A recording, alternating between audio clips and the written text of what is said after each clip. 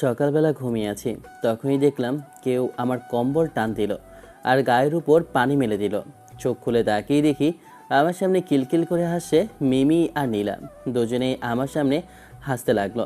ওদের এমন কাণ্ড দেখে আমি ওদের দিকে তাকিয়ে আছি, তখন ওরা হাসতে হাসতে আর কত সময় এভাবে ঘুমিয়ে থাকবে বল? আজকে কথা ছিল তুই আমাদেরকে শপিং করতে নিয়ে যাবি। তাই বলে তোরা এত সকালবেলা আমার বাসায় চলে আসবে? আমার আম্মু আব্বু দেখলে কি বলবে?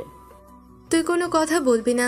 আন্টি আর আঙ্কেল তারা জানি আমরা যে তোর রুমে আসি, সমস্যা নেই, কিন্তু তুই সেটা বল, এত দেরিতে ঘুম থেকে উঠতেছিস কেন? আরে, গতকাল রাতে তোদের জ্বালা যন্ত্রণায় আমি কি ঘুমাতে পেরেছি নাকি? সারা রাত ধরে দুজন বকবক করতেছিলি, কথা বললে শুধু তোরা আমাকে বকা দেস, তাই তো রাতে ঘুমাতে পারিনি। তোদের সাথে অনেক রাত ধরে কথা বলেছিলাম। আমরা তোকে চিনি না? অন্য মেয়ের সাথে কথা বলার ধান্দা সব সময় ফাঁকি মারতে যাস, তাই না? আর পড়াশোনা তো ঠিক মতো করিস না। এখন চল আমাদের সাথে তুই শপিং এ যাবি। খুব বিরক্ত হয়ে আমি বিছানা থেকে উঠে ওয়াশরুমের দিকে গেলাম। ওয়াশরুমে ফ্রেশ হচ্ছি আর আপনাদের পরিচয়টা এই ফাঁকে দিয়ে দিই। আমি আবির, বাবা মায়ের একমাত্র সন্তান। এত সময় যে দুইটা মেয়েকে দেখেছেন, সে দুইটা আমার সিনিয়র, কিন্তু তারা আমার বন্ধু, এক কথায় বেস্ট ফ্রেন্ড। ওদের সাথে পরিচয় হয় আমার ভার্সিটিতে। আচ্ছা, তাহলে তো আপনাদেরকে শুরু থেকে বলা হয় কী করে তাদের সাথে পরিচয় আর বন্ধুত্ব। আর এই দিন তো হলো, সন্ধ্যা হলো, পার করো আমারে। সামনে দেখি যে রাহাত টমটম দোকানে যাচ্ছে, মানে রহিম চাচার দোকানে আছে, ওখানে যাচ্ছে, সিগারেট খেতে যাচ্ছে। তাই এভাবে মনের সুখে গান গাচ্ছে। আমি ওর পেছনে যেতে লাগলাম। ও মা, সত্যিই তো সিগারেট টানছে।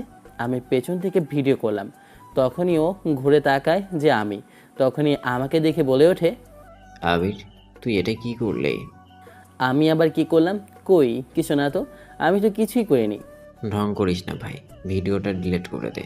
যদি আমার বাবা একবার জানতে পারে, তাহলে মেরে কিন্তু আমাকে কিমা বানিয়ে দিবে। তাতে আমার কি? তুই শালা আমাকে কিছু খাওয়ানোর বেলায় বলিস তোর কাছে টাকা নেই, কিন্তু ঠিকই নিজে সিগারেট কিনে খাচ্ছিস। কেন ভাই, আমি কিছু খেতে গেলে তুই এত অসহায় হয়ে পড়িস কেন? আমার সময় ঠিকই আমাকে খেতে পারিস। ভাই ঠিক আছে খাওয়াস, কিন্তু টাকা দিলি কেন ভাই? আমি গরিব মানুষ, কি করবো বল? দিন আনি দিন খাই, কই থেকে তোকে খাওয়াবো? এত বড় একটা কথা তুই বলতে পারলি? তুই গরিবের পেটে লাথি মারতে একটা বড় চিন্তা করিসনি? আমার সময় তো ঠিকই আমারটা খেতে পারিস। যতই ইমোশনাল কথা বলো না কেন, তোমার কথা আমার কানেও আসবে না। কথা একটাই, তুমি যা করেছো তার জন্য এটাই ঠিক করেছি। এখন সোজা আঙ্কেলের কাছে ভিডিওটা পাঠিয়ে দিব, তখন দেখবো তোর এমন ফাজলামি কই যায়। আমার সাথে ফাজলামি, এসব মস্কারি আমার সাথে চলবে না। এটা একদমই ঠিক না। তোর থেকে আমি এমন কিছু কখনো আশা করিনি। বন্ধু, তোর কাছে আমি আর একটা রিকোয়েস্ট, বড় একটা ক্ষতি করবি না আমার। তোর কাছে ক্ষমা চাই ভাই, তারপরে প্লিজ আমার একটা কিছু করবি না। তোর কি লাগবে বল? এই তো এখন লাইনে এসেছো, বসো। এখন সুন্দর করে তুমি আমাকে হোটেল নিয়ে যাও, এরপর পেট পুজো করে এরপর সব কিছু দেখছি। তোর কথা শুনে বুঝতে পারছি তুই আমার পকেট বুক ফুটো করার জন্য বসে আছিস। আজকে বাস খেয়েছি, তার জন্য আমার সাথে এমন করছিস। ঠিক আছে ভাই, পরে দেখে নিব। তুই আজকে আমার সাথে যা করলি তা সারা জীবনের জন্য রেখে দিলাম। সারা জীবন, মরণ, সব কিছু একসাথে রেখে দে। সব কিছু রেখে তুই একেবারে পকেটে ভরে নিয়ে, আমার কোনো প্রয়োজন নেই, তুই তোর মতো রাখ। হারামজাদা, তুই কখনো বিয়ে করতে পারবি না। আমি তোকে অভিশাপ দিলাম, আমার টাকা খেয়ে কখনো বাঁচবি না। আমি আমার হারামি গো টাকা খেয়ে আবার হজম করতে পারি, এইসব নিয়ে তোর চিন্তা করা লাগবে না। আর তোর অভিশাপ, আরে ভাই, শকুনের দোয়ায় কখনো গরু মরে না। আচ্ছা, এখন বেশি কথা না বলে আগামীকালকে তোকে আমি ইউনিভার্সিটিতে খাওয়াবো। যা, প্রমিস করলাম।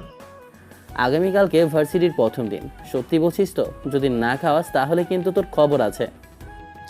আরে ভাই, এমন করিস কেন? বললাম তো খাওয়াবো, চিল মোড নেই। আমি খাওয়াবো বলেছি মানে খাওয়াবো, চিন্তা করিস না। তোকে দিয়ে বিশ্বাস নেই, তুই আবার পোল্টি মেরে ফেলবি। ঠিক আছে, যত সময় না তুই আমাকে খাওয়াবি, ভিডিওটা নিজের কাছে রেখে দিলাম। ভাই, মান সম্মান নেই, এইভাবে টানাটানি করিস না ভাই। তুই আমার সেই আড্ডাকালের বন্ধু, তুই যদি আমার সাথে এমন করিস তাহলে আমি কোথায় যাব ভাই? তোর মতো আমার কয়টা বন্ধু আছে বল? তুই আমার ভালো বন্ধু। এমন করিস না ভাই। ভাই তুমি কেমন তা আমার ভালোই জানা আছে। আমার বাপের কাছে গিয়ে তুমি যে নালিশ দাও তা আমি ভালোই জানি। আমার বাপের সবসময় বলে তুমি খুব ভালো ছেলে, তোমার মতো আমি আর হতে পারলাম না। তুমি অনেক ভালো তাই না? তোমার এই জিনিসটা দেখানোর পর তোমার দেখি ইজ্জত কোথায় যায়। আরে ভাই ঠিক আছে, বললাম তো খাওয়াবো আগামীকালকে। আজকে টাকা ছিল না, আজকে খেয়ে ফেলেছি আর তোকে কল করিনি। তুই তো আবার সিগারেট খাস না, আমি তো নিজে খাই, তাই তোকে কখনো বলিনি। আচ্ছা ভাই, যেহেতু ধরা খেয়ে ফেলেছি, চল দুই ভাই মিলে একটা টান দিই। দেখি একটাকে কেমন লাগে। একটা সিগারেট টান দিতে আমি কাছে কাছে শেষ। আমি বলি ও ঠিক না ভাই, এটা আমার দ্বারা সম্ভব না। আমি মনে হয় সিগারেট খেতে পারবো না, তুই খা। কথাটা বলে আমি বাসায় পা দিতেই তখনই আব্বু বলে ওঠে, সারাদিন টই টই করে কোথায় ঘুরে বেড়াস? তোকে খুঁজে পাই না কেন? একটু বাইরে গিয়েছিলাম বন্ধুদের সাথে আড্ডা দিতে। আমার কথা শুনে তখন আব্বু বলে ওঠে, আগামীকাল থেকে তোর ভার্সিটি খোলা, তাই ভার্সিটি যেতে হবে। আজকে আমার কিছু কাজ আছে, কাজগুলো করে দিয়ে আয়। তোমার আর কিসের কাজ? ছোট একটা কোম্পানিতে জব করো, ওখানে ছোটোখাটো কাজ, তাও আবার আমাকে নিয়ে তোমার করাতে হবে? বেশি কথা বলিস না, এটা দিয়ে আমাদের সংসার চলে। আর কাজটা করতে হবে তোকে, কারণ ওখানে যেতে পারবো না। মাত্র আমি অফিস থেকে বাসায় এসেছি, স্যার বলেছে তাদের বাসায় চেকটা দিয়ে আসতে। আপনাদেরকে তো বলাই হলো না, আমার বাবা একটা কোম্পানিতে চাকরি করে। কোম্পানিটা অনেক বড়, কিন্তু আমার বাবার কাজ হচ্ছে ওনার একটা ফ্যাক্টরির ম্যানেজার হিসেবে। উনি শুধু ওখানে হিসাব রাখেন, আর প্রতি মাসে যত মান্থলি টাকা হয় ওগুলো চেক আমার আব্বুকে দিয়ে আসেন। কিন্তু আব্বু এখন বেশি সময় তার মালিকের বাসায় আমাকে পাঠান। আসলে ওনার অফিসের বস যিনি, তেনার বাসা আমাদের বাসা থেকে মাত্র 10 মিনিটের পথ। আর বাসাটা একেবারে রাজকীয়। বাসা হবে না কেন? এত বড় আর এত সুন্দর, তারা কোটিপতি মানুষ, তাই তাদের বাড়িটা সুন্দর হবে স্বাভাবিক। কিন্তু একটা জিনিস আমি বুঝলাম না, উনি এখানে থাকেন আর ওনার মেয়ে থাকে অস্ট্রেলিয়াতে। বউ তো অনেক আগেই মারা গিয়েছে, একটাই মাত্র মেয়ে, আর মেয়েটা অস্ট্রেলিয়াতে পড়াশোনা করে। লোকটার বয়স হয়েছে, কিন্তু তার পাশে তার মেয়ে নেই। এটা একদমই আমার পছন্দ না। আব্বু আমার হাতে চেকটা তুলে দিয়ে বলে ওঠে, একটু দ্রুত যা বাবা, ব্যাংক বন্ধ হয়ে যাবে, তাহলে আবার ব্যাংকে টাকা জমা দিতে পারবি না। আজকে আবার শুনছি তার মেয়ে নাকি একেবারে অস্ট্রেলিয়া থেকে চলে আসবে, কারণ তার ওখানে নাকি পড়াশোনা শেষ হয়েছে, এখানে নাকি মাস্টার্স কমপ্লিট করবে। এখানে কমপ্লিট করবে মানে? বিদেশে গিয়েছে, ওখানে পড়ালেখা শেষ করলেই তো হয়। আবার দেশে আসার কী প্রয়োজন? এতদিন যেহেতু দেশের বাইরেই ছিল, এখন আসবে কেন? তখনই দেখলাম আব্বু গম্ভীর মুখে বলে ওঠে, আসলে তোরা যেমন মনে করিস সব মানুষ তেমন না। আমাদের অফিসের বস সবার মতো না, উনি খুবই ভিন্ন রকমের একজন মানুষ, খুবই অন্তত ভালো একজন মানুষ। উনি কখনো টাকার অহংকার করেন না, আমাদের মতো মানুষকে অনেক প্রাধান্য দেয়। যেমন আমাকে দেখ, উনি আমাকে কত ভালোবাসে, আমাকে নিজের বন্ধুর মতো মনে করেন, আমার কাছে তার অনেক কিছু শেয়ার করেন, আমাকে তার নিজের বন্ধু মনে করেন। প্রায় 30 থেকে 35টা কোম্পানির ফ্যাক্টরি অনেক কিছু আছে, এগুলো সব কিছুর দায়িত্ব আমার কাছে দিয়ে দিয়েছেন। আমি এগুলোর সবগুলো টাকা ম্যানেজ করে এরপর ওনার কাছে দিয়ে দেই। উনি আসলে ক্যান্সারে আক্রান্ত আছেন, এটা অবশ্য বেশ কিছুদিন ধরে হয়েছে। তা ওনার মেয়ে শুনছে অনেক কান্নাকাটি করছে, কিন্তু এখন কিছু করার নেই। যেহেতু উনি দ্বিতীয় বিয়ে করেননি, ওনার একমাত্র ছেলে সন্তান মারা গিয়েছে তার যখন বয়স 7 বছর। লোকটা জীবনে অনেক কষ্ট করেছে শুধু তার মেয়ের জন্য, তার মেয়ের জীবনটা হ্যাপি রাখার জন্য দ্বিতীয় বিয়ে করেননি। তার মেয়েকে অনেক ভালোবাসে, তাই কেউ যদি তার মেয়েকে কষ্ট দেয় তাহলে সে হয়তো বা তার জীবন নিয়ে খেলতে একটু দ্বিধা করবে না। তাহলে বিষয়টা এমন যে আব্বুর অফিসের বস ক্যান্সারে আক্রান্ত হয়ে আছেন, তার জন্য তার মেয়ে অস্ট্রেলিয়া থেকে চলে এসেছে। মনে হয় এখানে কোনো ভার্সিটিতে অ্যাডমিশন নেবে, এখান থেকে পড়াশোনাটা শেষ করবে। কথায় আছে না, টাকা দিয়ে সব কেনা যায়, কিন্তু মৃত্যু আর ভালোবাসা এগুলো কিছুই কেনা যায় না। আজ দেখুন না, ওই লোকটা হাজার হাজার কোটি টাকার মালিক, কিন্তু কি করেছে? শেষ পর্যন্ত নিজের মরণের জন্যই অপেক্ষা করছে। আসলেই এগুলোই নিয়তি। দেখুন না আপনি মাইকেল জ্যাকসনকে, সে প্রতিদিন কতগুলো ডাক্তার রাখতো তার আশেপাশে, তার শরীর টেকার জন্য কত কিছু রাখতো, কিন্তু কত অল্প বয়সে মারা গিয়েছে।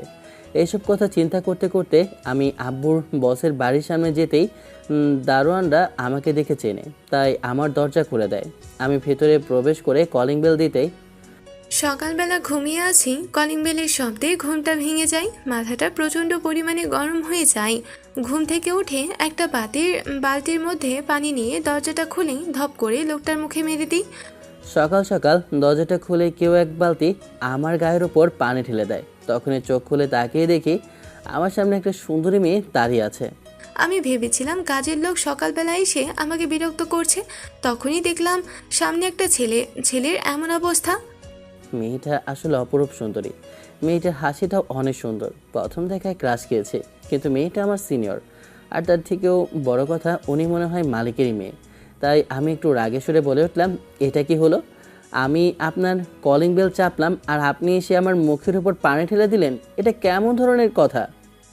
ঠিক হয়েছে, তুমি কলিং বেল এভাবে চাপলে কেন? ঘুমিয়েছিলাম আর তুমি আমার ঘুমটা ভেঙে দিলে, তার জন্য রাগ হয়েছে, এজন্য পানি ঢেলে দিয়েছি।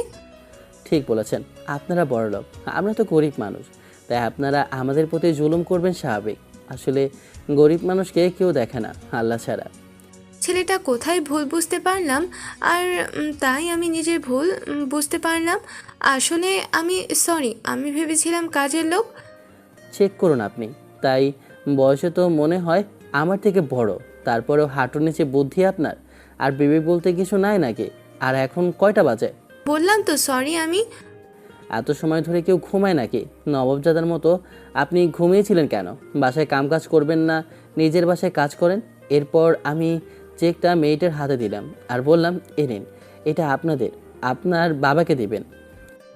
1 মিনিট, ছেলেটা আমাকে এত কথা শোনালো কেন, আর আমি এত কথা শুনলাম কেন?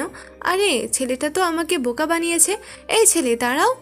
সুযোগ পেয়ে এতগুলো কথা শুনিয়েছি, তো আবার আব্বুর বসের মেয়েকে। এর থেকে খুশির আর কি হতে পারে? এখন মেয়েটা বুঝতে পেরেছে যে মেয়েটাকে আমি বোকা বানিয়ে কতগুলো কথা শুনিয়েছি, তাই তো পেছন থেকে আমাকে ডাকতে লাগলো। আমি আর পেছন ঘুরে তাকাইনি, দিলাম একটা দৌড়ে বাসায় যাওয়ার জন্য একেবারে রওনা দিলাম। বদমাইশ ফাজিল ছেলে, তোকে একবার হাতের কাছে পাই, এরপর দেখিয়ে দেবো এই নীলা কি করতে পারে। তুই আমাকে বোকা বানিয়ে কতগুলো কথা শুনিয়েছিস, সমস্যা নেই, এর প্রতিশোধ নেব আমি। আমি বাসায় যাচ্ছিলাম, তখনই দেখি রাহাতের ফোনটা রিসিভ করলাম। তখন রাহাত বলে ওঠে, ভাই, আমাদের ভার্সিটি সম্পর্কে গোপন সূত্রে অনেক তথ্য নিলাম। এখন যা শুনতেছি তা শোনার পর আমার তো ভয়ে এখন হাঁটু কাঁপতে শুরু করেছে। কি করব ভাই? কেন? এখানে তোর বড় ভাই থাকতে তোর হাঁটু কাঁপবে কেন? কে কি করেছে আর কে কি করবে একবার বল। তুই জানিস না 2-4টাকে মারার ক্ষমতা আমি রাখি? আরে ভাই, ছেলে মানুষ হলে তো তোকে আর কিছু আমি বলা লাগতো না, তুই নিজেই সামলিয়ে নিতে পারতি। কিন্তু বিষয়টা এখন মেয়ে মানুষের কাছে চলে গিয়েছে। মেয়ে মানুষ কতটা ডেঞ্জারাস তুই তো ভালো করেই জানিস। ওরা রাস্তা পথে পথে আমাদের জন্য কাটা বিছিয়ে রাখবে। ওই হারামজাদা, এত নাটক না করে আসল কাহিনী বলতো, হয়েছেটা কি? আরে ভাই, আমাদের ভার্সিটির মধ্যে নাকি র্যাগিং হয়। তাও আবার র্যাগিংটা করে নাকি মেয়েরা। সিনিয়র আপুরা নাকি জুনিয়র ছেলেদের ধরে ধরে র্যাগিং করে এবং কোনো সিনিয়রকেও ছাড়ে না। যারা নতুন ইউনিভার্সিটিতে অ্যাডমিশন নেয় তাদেরকেও ধরে নাকি র্যাগিং দেয়। আমার তো অনেক দিনের স্বপ্ন বন্ধু, নিজের একটা গুন্ডা গার্লফ্রেন্ড থাকবে, তাহলে ভার্সিটির মধ্যে কেউ আর আমাকে জ্বালাতন করতে পারবে না। এমন একটা গার্লফ্রেন্ড থাকলে ক্ষতি কি? আরে হারামজাদা, আমি তো ভয়ে হিসু করছি আর তুই নাকি প্রেম করবি এমন চিন্তা ভাবনা করছিস? আরে শালা, আগে বেঁচে তো দেখা, তারপর না হয় প্রেম পিরিতি যা হবার পরে দেখা যাবে। আগে ভার্সিটিতে যাই, দেখি কেমন পরিস্থিতি। আমি তো আবার রোমিও, তুই তো আমাকে ভালো করেই জানিস। তুই শালা কেমন তা আমি ভালোই জানি। এখন নাটক না করে কেন কোনো একটা ব্যবস্থা কর, যেন র্যাগিংটার হাত থেকে বাঁচতে পারি। ভয়টা আমার নিজেরও একটু লাগতেছে, কিন্তু রাহাতের সামনে আমি প্রকাশ করলাম না, কারণ কখনো তো আমি র্যাগিংয়ের মুখোমুখি হইনি, তাই আজকে একটু বেশি ভয় লাগছে। এসব ভাবতে ভাবতে বাসায় চলে আসলাম। বাসায় আসতে আমাকে দেখে আম্মু বলে ওঠে, কি রে, এত সময় ধরে কোথায় থাকিস? খাওয়ার সময় হয়ে গিয়েছে, তোকে পাচ্ছি না, খাস না কেন? কি করে খাবো শুনি? তোমার জামাই তো আমাকে মাত্র পাঠিয়েছে তার অফিসের বসের বাড়িতে যাওয়ার জন্য, কি জানি একটা চেকটা দিয়ে আসার জন্য, কিন্তু তার বসকে তো পেলাম না, তার মেয়েকে দিয়ে আসলাম। আচ্ছা, এখন আমি শুধু একটা কাজে পাঠিয়েছি, তাই এখন আমার দোষ হয়ে গিয়েছে। নিজের মায়ের কাছে আমার নামে বদনাম করেছিস, ঠিক আছে, মায়ের কাছে আমার নামে বদনাম কর। আমার ছেলে মাত্র পড়াশোনাটা কলেজে শেষ করলো, এখন নতুন ইউনিভার্সিটিতে যাবে। ছেলেটা একটু ঘুরবে না? তোমার এত কিছুতে পাঠানোর কি দরকার? না, তোমার ছেলে তো রাজকুমার, রাজকুমারকে পাঠিয়েছি। আমার তো অন্যায় হয়ে গেছে। বেশ, এখন তো মনে হয় আমার 3 দিনের ফাঁসি আর 15 দিনের জেল হাজত হওয়া দরকার। আসলে তোমার সাথে কথা বলাই আমার উচিত না। তুমি সব সময় এসব কথা বলবি। আমার ছেলের কষ্ট তুমি বোঝো না? বাবারে, তার পিচ্ছি খোকা ছেলেটাকে তো বড় কাজ দিয়ে ফেলেছি। এখন তো কাজের চাপে মনে হয় তার পিচ্ছি খোকাটা এখন পড়ে যাচ্ছে। আম্মু দেখো না, আব্বু আমাকে কিভাবে খোঁচা মেরে কথা বলছে। আমি কি করেছি? আমি তো কিছুই করিনি। আমি কি তোমার কাছে কিছু বলেছি যে আব্বু আমাকে এখানে পাঠিয়েছে কেন? এসব কথা একদমই বলবে না। তুমি আমার ছেলেকে, আমার ছেলে কত কষ্ট করে, আর তুমি আমার ছেলেকে এসব বলছো? যাও, তুমি আর আজকে রাতের খাবার নেই তোমার। আব্বু আম্মুর দুষ্টু মিষ্টি ঝগড়া এভাবে লেগেই থাকে। আমি সন্ধ্যায় খাওয়া দাওয়া করে নিজের রুমে এসে শুয়ে পড়লাম আর শুধু বারবার মেয়েটার কথা ভাবতে লাগলাম। মেয়েটা কেমন জানি না চোখের সামনে চলে আসে। আসলেই ভালোই লেগেছে, কিন্তু সমস্যা একটা, সিনিয়র আমাকে পাতা দেবে কিনা জানি না, কিন্তু ভালো তো লেগে গিয়েছে। কী আর করার আছে? এইসব ভাবতে ভাবতে ভাবতে নিজের কোলবালিশটা জড়িয়ে ধরে শুয়ে রইলাম। ঘুমানোর জন্য প্রস্তুতি নিচ্ছিলাম, তখনই হাতের ফোনটা বেজে ওঠে। দেখি আমার বেস্ট ফ্রেন্ড মিমি কল করেছে। ফোনটা রিসিভ করলাম, তখন মিমি বলে ওঠে, কিরে, ঘুমিয়ে গেছিস নাকি? না বল, এখনো ঘুমাইনি। আমাদের ভার্সিটি তো আগামীকালকেই খুলবে, আসবি নাকি? তুই তো আবার আমার সাথে একই ক্লাসে অ্যাডমিশন নিয়েছিস। তুই তো জানিস আব্বুর কি অবস্থা। আব্বুর শরীর তো ভালো না, তাই আব্বুকে অস্ট্রেলিয়ায় চিকিৎসার জন্য পাঠানো হয়েছে। অফিসে দেখাশোনা তার বন্ধুকে দিয়ে করার জন্য। আর এখানে আমি পড়াশোনাটা শেষ করব, এমন সময় দেশের বাইরে থাকা আমার উচিত বলে মনে হলো না, তাই চলে আসলাম। আঙ্কেল আসলে একটা কথা আমাকে একদিন বলেছিল, সেটা হচ্ছে কি, আঙ্কেল সব সময় চিন্তা করে যদি তুই তোর মনের মতো একজন মানুষকে পেয়ে যাস আর তাকে নিজের জীবনসঙ্গী হিসেবে করে ফেলতে পারিস, তাহলে আঙ্কেল আর জীবনে কোনো কষ্ট থাকবে না। এই এই একটাই আঙ্কেলের চাওয়া। মিমির কথা শুনে দীর্ঘ একটা নিঃশ্বাস ফেললাম। এরপর স্থির গতিতে ওর উদ্দেশ্যে বললাম, জানি না জীবনে এমন কাউকে পাবো কিনা, কারো প্রতি আমার ফিলিংস হবে কিনা। আজ পর্যন্ত কত হাজার ছেলে আমাকে প্রপোজ করেছে, দেশের বাইরে অনেক অনেক জায়গায় প্রপোজ করেছে, কিন্তু কাউকে আমি পাত্তা দিইনি। আমার জীবনে এমন একজন মানুষ আসুক, যে মানুষটা আমার জীবনটাকে হাসি খুশি আনন্দে ভরিয়ে দেবে। আচ্ছা ওইসব বাদ দে, তুই তো নিজে তো দেখেছি, বিয়ে তো দূরের কথা, একটা বয়ফ্রেন্ডও জোটাতে পারলি না। আরে কি বলবো তোকে, আজ পর্যন্ত একটা ছেলেও ভালো লাগলো না। নিজের ছেলে বন্ধু বলতে কাউকে লাইফে পাইনি, আর ভার্সিটির মধ্যে সবাই তো আমাকে দেখলে ভয়ই পায়। তুই তো জানিসই আমার র্যাগিং দিতে কত ভালো লাগে। তাই তো আমি সব সময় জুনিয়র এবং সিনিয়র যারা নতুন ভার্সিটিতে আসে সবাইকে ধরে ধরে র্যাগিং দেই। আর কার সাহস আছে আমার সামনে কথা বলা? ভার্সিটি আমার বাবার, তাই কেউ কথা বলার সাহসই পায় না।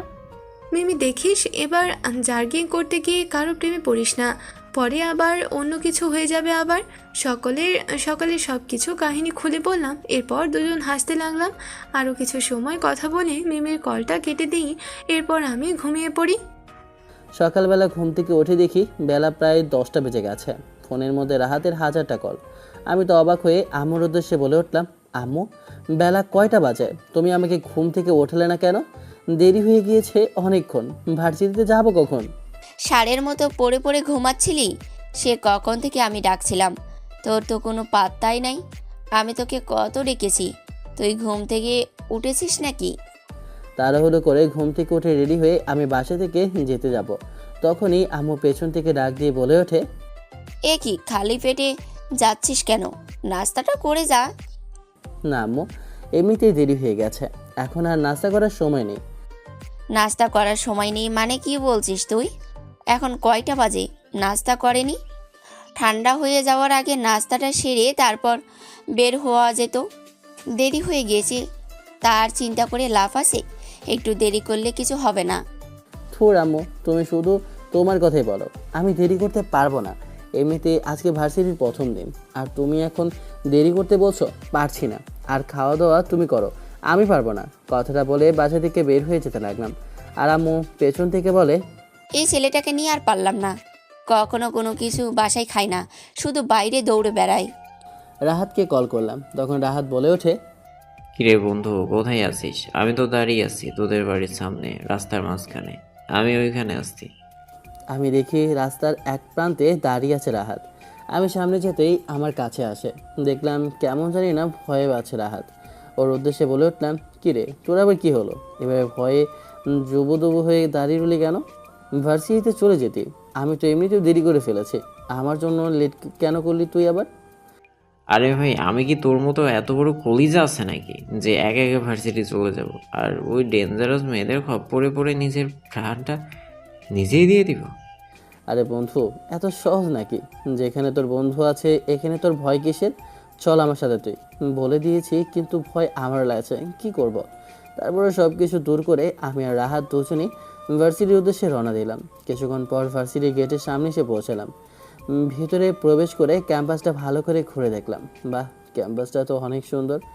দেখে কোনোভাবে মনে হয় না এখানে কিছু ডাইনি নামক মানুষ থাকে। কিরে বন্ধু, ক্যাম্পাসটা তো অনেক সুন্দর, দেখে তো ভালো লাগলো। কি বলিস তুই? আসলে ক্যাম্পাসটা অনেক ভালো। আমাদের কথার মাঝে সামনে দেখলাম গাড়ির উপরে বসে আছে একটা মেয়ে, আর পাশে একটা মেয়ে দাঁড়িয়ে আছে। বসে থাকা মেয়েটাকে দেখতে পারলাম, কিন্তু মেয়ে যেটা দাঁড়িয়ে আছে তাকে দেখতে পারলাম না। তখনই দেখলাম কয়েকটা ছেলে কান ধরে উঠবোস করছে। আমাকে আর রাহাতকে দুজনকে দেখে ওরা বলে ওঠে, বন্ধু আমাদের ডাকতেছে।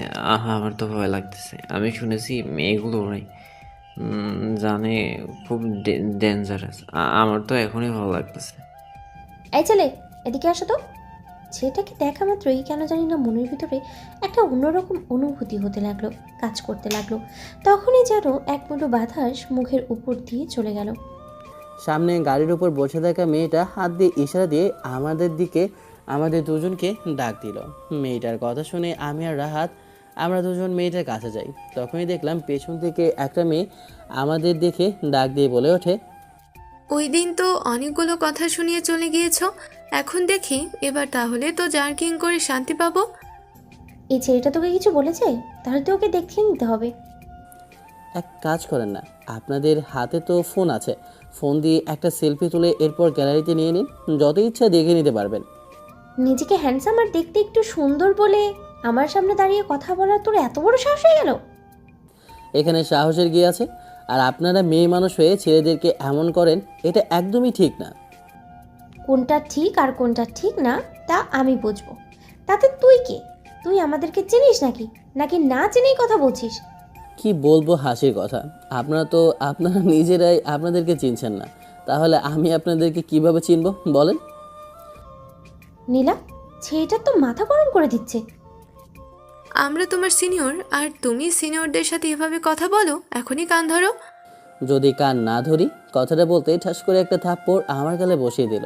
কি আর করবো ভাই, আমি কান ধরলাম। ছেলেটাকে দেখে তো ভালো লেগেছে, কিন্তু মুখের কথাও দেখি সেই রকম। একটু বেশি কথা বলছে, ওকে সাইজ না করলে হবে না? কি বলিস? ঠিক বলেছিস, ওদেরকে যদি ছেড়ে দিই তাহলে তো আমাদের রেপুটেশনটাই নষ্ট হয়ে যাবে। সত্যি বলতে মুখের উপর তো অনেক কথা বলেছিলাম, কিন্তু এখন তো নিজেরই ভয় লাগছে। বাপরে, এত ডেঞ্জারাস কি করে হয়? মেয়ে মানুষ বলে এত ডেঞ্জারাস হয়? এসবের মধ্যে তখন দেখলাম প্রিন্সিপাল আসতে লাগলেন। প্রিন্সিপালকে দেখে ওরা বলে ওঠে, মিমি, প্রিন্সিপাল আসতেছে, এখন কিছু করা যাবে না, ওকে পরে দেখে নিব। ঠিক আছে, চল এখন এখান থেকে যাই। শালার, ওরে দেখি পুরা মান সম্মান সব কিছু খেয়ে দিল। মেয়ে দুইটা তো আমার সম্মানের কিছুই রাখলো না, এভাবে অপমান করলো, কান ধরালো। ওদেরকে আমি দেখে নিব। আল্লাহ বাঁচাইছে ভাই, তুই আবার বাড়তি ঝগড়া ঝামেলা পাকাইতে যাস নাই ভাই। এত ঝামেলা করতে ভালো লাগে না ঝামেলায় দেখবি আমি না, পড়বে ওরা। ভাই। বেশি কথা না বলেই ক্লাসে চল, আমাদের ক্লাসটা এদিকে। ক্লাস সবগুলো শেষ করলাম। এরপর আমি আর রাহাত দুজন বের হলাম। তখন রাস্তার একপাশে দেখলাম কিছু ছেলে ঘিরে দাঁড়িয়ে আছে দুটো মেয়ের দিকে। ভালো করে খেয়াল করে দেখলাম মেয়ে দুটার কেউ না, মিমি আর নীলা। তখনই ছেলেগুলো বলতেছে, কি সুন্দরী, একা যাচ্ছ নাকি? তাহলে তো আমাদেরকে সাথে নিয়ে যাও, একা যাওয়ার কি প্রয়োজন? তোর এত বড় সাহস, তুই আমাকে এইসব বলিস? তুই আমাদেরকে চিনিস না আমরা কে? একটি বার যদি আমাদের পরিচয় জানিস তাহলে এখানে তুই আমি কথাটা বলা শেষ করার আগেই ছেলেটা আমার হাতটা ধরে আমার উদ্দেশ্যে বলে ওঠে, তুই কে? আমি তার দেখার সময় নেই, কিন্তু তুই আমার গায়ে হাত তুলেছিস। তোকে উচিত শিক্ষা না করে আমি ছাড়বই না। আমরাও মাথাটা প্রচণ্ড গরম হয়ে যাই। আমি ছেলেটাকে থাপ্পড় মারবো, তখন 2-3টা ছেলে আমার হাতটা ধরে ফেললো। আর সামনে থাকা বদমাস ছেলেটা মিমির দিকে এগিয়ে যেতে লাগলো আর বলতে লাগলো, তুই যেই হোস না কেন, তোকে আমি পরে দেখব, কিন্তু আগে যা করার তোর সাথেই করব। তুই আমার গায়ে হাত তুলেছিস, তোকে আমি ছেড়ে দিব না। রাস্তায় আজকে সবার সামনে তোর ইজ্জত নিয়ে ফেলবো, তখন দেখবো তোর বাবা কিভাবে মান সম্মান নিয়ে বাঁচতে পারে। আমি লোকটার মুখের উপরে থুতু মেরে দিলাম। আশেপাশে অনেকগুলো ছেলে আসা যাওয়া করতে লাগলো। আমাদের এমন অবস্থা দেখে কেউ এগিয়ে আসছে না। কারো সাহস নেই আমার হাত থেকে তোকে বাঁচানোর। আমি হচ্ছে চান্দা ভাই, এই এলাকার চান্দা সবগুলো আমি তুলি, আর আমার উপর এখানে কেউ কথা বলার মতো সাহস নেই। আজকে তোকে আমি দেখিয়ে দিব আমার গায়ে হাত তোলার কি পরিণতি হতে পারে। আশেপাশের কিছু ছেলে আছে যাদেরকে ভার্সিটিতে আমি র্যাগিং করেছিলাম। তারা আমাদেরকে দেখে কেমন জানি না না দেখার ভান করেই চলে যেতে লাগলো। আসলেই মানুষের সাথে যত খারাপ ব্যবহার করবে তারাও ঠিক তেমনটাই করবে। আজকে তার প্রমাণ হলো। বাবা কতবার বলেছিল ওর সাথে করে বডিগার্ড নিয়ে যাওয়ার জন্য, কিন্তু আব্বুকে ফাঁকি দিয়ে আমি চলে এসেছি। কাউকে কিছু জানাইনি যে আমি ইউনিভার্সিটিতে অ্যাডমিশন নিয়েছি। আব্বু নিজেও জানি না। ছেলেগুলো যখন দেখলাম সামনে থাকা মেয়েটার বুকে হাত দিবে, তখন আমি সামনে এগিয়ে গেলাম। ছেলেটার হাতটা ধরতেই ছেলেটা আমার উদ্দেশ্যে বলে ওঠে, কিরে হিরো, তুই দেখি এখানে এগিয়ে এসেছিস। এতগুলো মানুষ দাঁড়িয়ে আছে, কারো সাহস হচ্ছে না যে আমার সামনে এসে দাঁড়ানোর, কিন্তু তুই দেখি এসে আমার হাত ধরলি। তোর সাহসের তারিফ দেওয়া উচিত। কী করবো বল? কিছু কুকুরকে মারতে হলে তাহলে মুগুর লাগবে, আর সেই মুগুর আমি। তোর তো সাহস কম না, তুই আমাকে কুকুর বলছিস? এই তোরা দাঁড়িয়ে আছিস কেন? এই ছেলেটার মাথার খুলি একদম উড়িয়ে দে। আমারও শুধু মাথার উপরের অংশটা পায়ের নিচে চাই। ওরা হয়তো জানে না যে আমি মারামারিতে কতটা ওস্তাদ, তাই কী আর করার। হাতের কাজটা দেখে এরপর সবগুলোকে ধোলাই করতে লাগলাম। সবাই মার খেয়ে ওখান থেকে পালিয়ে যেতে লাগলো। হাতটা একটু কেটে যায়, তখনই দেখলাম মিমি আর নীলা দুজনে আমার কাছে আসে। এসে বলে ওঠে, সে কি, তোমার হাত দিয়ে তো রক্ত বেরোচ্ছে, চলো তোমাকে এখনই হসপিটালে নিয়ে যাই। ঠিক বলেছিস, ওর হাতে অনেক ব্যথা পেয়েছে। দেখ রক্ত বেরোচ্ছে, তাড়াতাড়ি চল। তখন ওরা একটা রিক্সা দাঁড় করিয়ে আমাকে হসপিটালে নিয়ে যায়। আমি ওখানে বসে আছি। কিছুক্ষণ পর নার্সটা এসে আমাকে ব্যান্ডেজ করে দেয়। আমি তো হাবলাকান্তর মতো এখানে দাঁড়িয়ে আছি, আমার বন্ধু চলে যাচ্ছে, তাও আবার 2টা মেয়ের সাথে। শালা জীবনে কি করলাম, একটাও পটাতে পারলাম না। শালা 1 মিনিটে 2টা পটিয়ে নিল। মিমি আর দেখলাম নীলা দুজনে ডাক্তারের সাথে কথা বলার জন্য ওদিকে চলে গেল। তখনই হাতের ফোনটা বেঁচে ওঠে। দেখি আব্বু কল করেছে। ফোনটা রিসিভ করতেই আব্বুর আগে সুরে বলে ওঠে, ওই হারামজাদা, কয়টা বাজে? তোর সেই কখন ভার্সিটি বন্ধ দিয়েছে? তুই এখন কোথায় আছিস? ছুটি দিয়েছে প্রায় 1 ঘন্টা হয়ে গেছে, এখনও তোর খবর নেই। রাহাত তোর ব্যাগ আমার কাছে এনে দিয়ে বলেছে তুই নাকি প্রেম করতে গেছিস, আর এখনও। হারামজাদা রাহাত সব কিছু ঝগড়া লাগিয়ে দিয়েছে আব্বুর কাছে। আজকে মনে হয় আমার খবর আছে। এক মুহূর্তে ওখানে দাঁড়িয়ে থাকতে পারলাম না। আমি ভুলেই গিয়েছিলাম যে আমাকে নীলা আর মিমি তারা দুজন নিয়ে এসেছিল। যাই হোক, ঝগড়াটা ভালোই লাগিয়ে দিয়েছি। তারপরে বুঝবো না আমাকে ফেলে রাখার কি শাস্তি তোমার। আরে হয়েছেটা কি? তোমার এত মাথা গরম কেন? ছেলেটা কেন দেরি করে আসছে? আসার পরে না জানতে পারবো? এভাবে তাড়াহুড়ো করছো কেন? আর কেউ কি নিজের ছেলেকে এভাবে ফোনের মধ্যে বকাবকি করে নাকি? কোনো কাজে তো থাকতে পারে। কোনো কাজ নেই, শুধু অকাজ ছাড়া আর কিছুই না। ওর কাজ বলতে আমি মনে করি কিছুই নেই। শুধু শুধু আমার ছেলের নামে তুমি এইসব বদনাম করো না তো, এগুলো একদম ঠিক না। আমার ছেলে খুবই ভালো মিষ্টি একটা ছেলে। দেখবে আমার ছেলেকে যখন বিয়ে দেব, মিষ্টি একটা বৌমা নিয়ে আসবো, তখন কিন্তু আর আমার ছেলের বউকে বলতে পারবে না 1 কাপ চা বানিয়ে দাও তো। হয়েছে হয়েছে, আর নিজের ছেলের নামে আর ভালো কথা বলার দরকার নেই। তোমার ছেলে কত গুণবতী তা আমার ভালোই জানা আছে। দেখো ওর কপালে বউ আছে কিনা। আমার হাতে ব্যান্ডেজ। আমি বাসার ভিতরে প্রবেশ করতে আমার হাতে ব্যান্ডেজ দেখে আমার আম্মু বলে ওঠে, কী রে বাবা, তোর হাতে ব্যান্ডেজ কেন? কি হয়েছে তোর হাতে আবার? ব্যথা পেলি কি করে? আল্লাহ, আমার ছেলের কি হলো? আরে দেখে যাও আমার ছেলের কি হয়েছে। আম্মু তো অস্থির হয়ে পড়লো। তখন দেখলাম আব্বু বাসা থেকে বের হয়ে আসে। তখন আমার হাতে ব্যান্ডেজ দেখে আর আম্মুর এমন অবস্থা দেখে আম্মুর কাছে বলে ওঠে, তোমার হয়েছেটা কি? একটু মনে হয় ব্যথা পেয়েছে, কী কারণে সেটা জানতে হবে। আমি 100% দিয়ে বলতে পারি তোমার ছেলে হয়তো বা ঝগড়া করেছে, তার জন্য এমনটা হয়েছে, না হলে কখনোই এমনটা হবে না। আমি তোমার ছেলেকে হাড়ে হাড়ে চিনি। আমার ছেলে হাতে ব্যথা পেয়েছে, বাসায় এসেছি, আর তুমি নানা ধরনের কথা বলছো। যাও, সামনে থেকে সরো, তোমার কথাই শুনতে চাই না। তুমি আমার সঙ্গে কথা বলবে না। বাহ, এখন তো তুমি সব কিছু আমাকে বলবেই জানি। নিজের ছেলের প্রতি কত ভালোবাসা তোমার। এখন আমি কিছু বললেই অন্যায় হয়ে যাবে। ভালো কথার দাম নেই। এমন ভালো কথা আমার যে দরকার নেই। আম্মু আমাকে বাসার ভেতরে নিয়ে যায়। এরপর জিজ্ঞেস করে, আমি সব কিছু খুলে বলি। সব কিছু শোনার পর আম্মু বলে ওঠে, তুই এটা ঠিক করেছিস।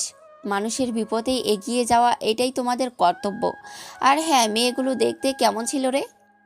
আম্মু তুমিও না যা শুরু করলে। তারা আমার সিনিয়র তেমন কিছুই না, তারা আমার সহপাঠী না, তারা আমার ভার্সিটির সিনিয়র। আমার সাথে আরও কিছু সময় কথা বলে আম্মু গরম পানি করে দেয়। এরপর হাতে কিছুক্ষণ লাগায়। এরপর আমি ওষুধ খেয়ে ঘুমিয়ে পড়ি।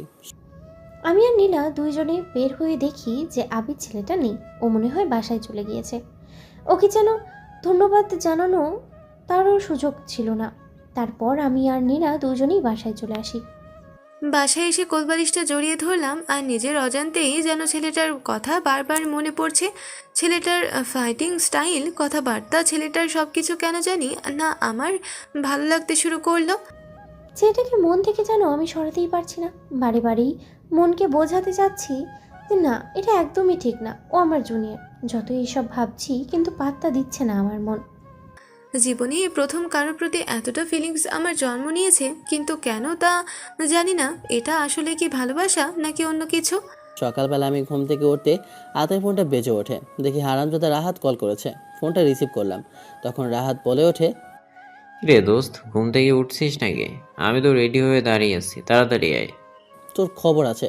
তোকে একবার হাতের কাছে পাই, একবারে পিটিয়ে তোর কুলসুমের কাছে পাঠিয়ে দেব। আচ্ছা ভাই, বুঝতে পেরেছি। ওই দিনের জন্য আচ্ছা ভাই, বুঝতে পেরেছি, ওই দিনের জন্য রেগে আছিস। ঠিক আছে ভাই, সরি। এখন একটু রেডি হয়ে নিচে নাম। আমি ওয়াশরুমে গিয়ে ফ্রেশ হয়ে নিলাম। এরপর আম্মু নাস্তা টেবিলে নাস্তা করে দেয়। আমি নাস্তাটা করে বাসা থেকে বের হতেই দেখি রাহাত দাঁড়িয়ে আছে। আমাকে দেখে বলে ওঠে, বা বন্ধু, আজকে তো দেখি তুই একেবারে নায়কের মতো সেজেছিস। দুঃশালা পাম্প দেওয়া বন্ধ কর। এখন তুই চল, আগে ভার্সিটিতে যাই। কি আর বলবো ভাই, তোর সাথে যতদিন আছি সবগুলো মেয়ে তোর দিকে তাকায়। আমার পুরো কপাল, একটা মেয়েও কপালে জোটেনি। আর কি আর করবো বল। কি আর করবে? যে কপাল ফোটা ওই কপাল দেখে কি করবে? কপালটাই না হয় ফেলে দে। ধুর আলা, মস্করি করিস না। ওই যে রিক্সা যাচ্ছে, ওনার সাথে চলে যাই। আমি আর রাহাত দুজন রিকশায় ওঠে বসে। প্রায় 10 মিনিট পর আমরা ভার্সিটির সামনে এসে পৌঁছাই। দুজনে একসাথে ক্যাম্পাসের ভিতর প্রবেশ করলাম। আশেপাশে অনেকগুলো মেয়ে আমাদের দিকে তাকিয়ে আছে, কি জন্য যায় না। আর দেখলাম অনেকগুলো ছেলে আমাদেরকে দেখছে আর সালাম দিচ্ছে। বুঝতেছি না কিছুই। আমি আর রাহাত আমরা দুজন একটা গাছের ছায়াতলে বসলাম। তখন রাহাত বলে ওঠে, কিরে ভাই, হঠাৎ করে আমাদেরকে এভাবে সবাই সম্মান দিচ্ছে কেন? আমরা কি আবার সেলিব্রিটি হয়ে গেছিলাম নাকি?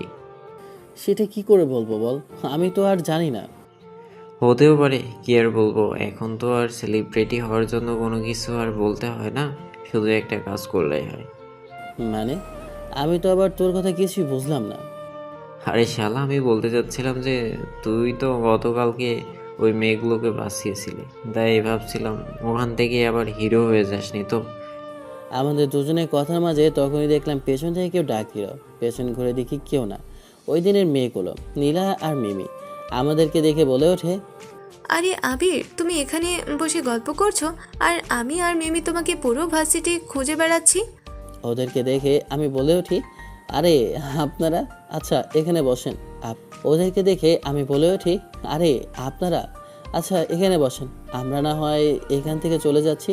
তখনই আমার হাতটা ধরে বলে ওঠে, চলে যেতে চাইলেই কি তোমাকে আমরা চলে যেতে দেবো নাকি? আর হ্যাঁ, তুমি কোথায় যাবে আমাদেরকে ছেড়ে? তুমি যেখানে যাবে আমরাও তোমার সাথে যাব। মেয়ে দুইটার তো কথা কিছুই বুঝলাম না। রাহাত তো হা করে তাকিয়ে রইল। ও কিছু একটা টের পেয়ে ওখান থেকে চলে যায়।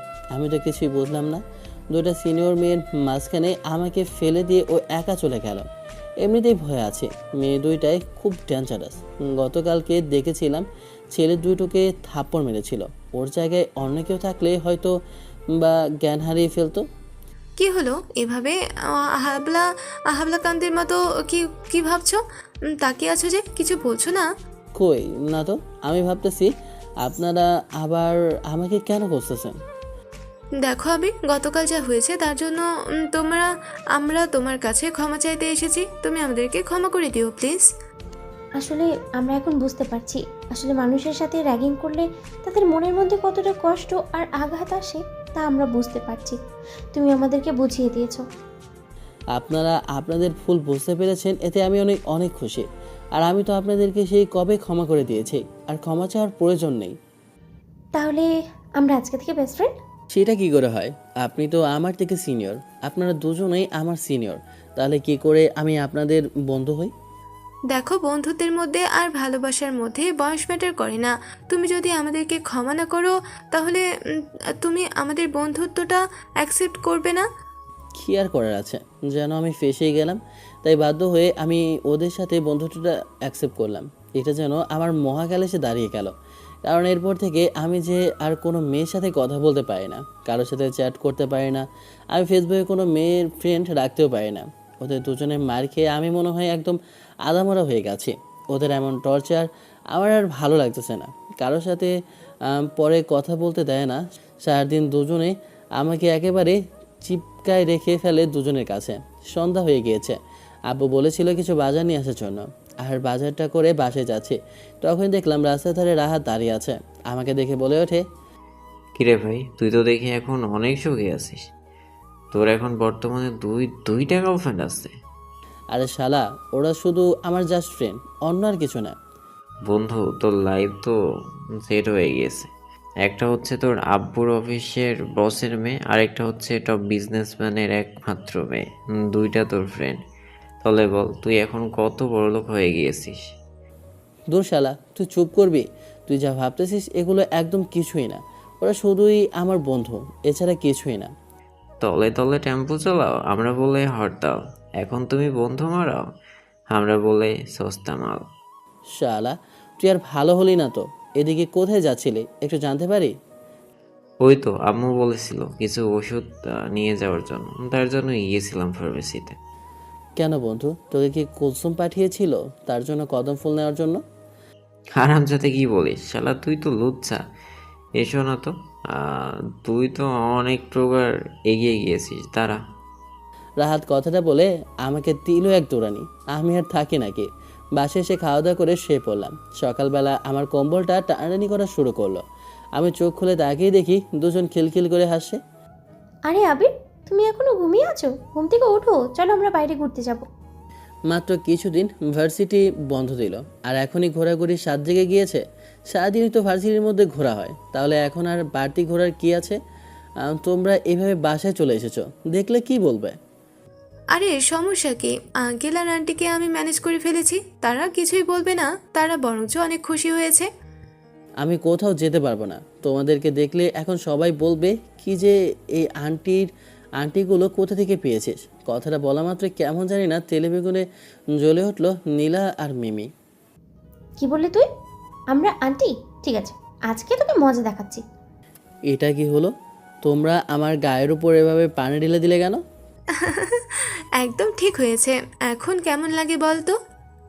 এটা কি হলো? তোমরা আমার গায়ের উপর এভাবে পানি ঢেলে দিলে কেন? ওরা দুজন খিলখিল করে হাসতে লাগলো আমার দিকে তাকিয়ে। তখন আমি দৌড়ে ওদের দুজনকে ধরতে লাগলাম। দেখি তোমার গায়ে কত শক্তি, তুমি আমাদের দুইজনকে ধরতে পারো নাকি? নীলা একদিকে চলে যায় আর মিমি অন্যদিকে। আমি নীলার দিকে চলে যেতে লাগলাম, তখন নীলা কিছুর সাথে জানি লেগে আমার গায়ের উপর পড়ে যায়। নীলার পুরো শরীর আমার বুকের সাথে লেগে যায়। নীলা আমার বুকের ওপর আর আমি নিচে পড়ে যাই।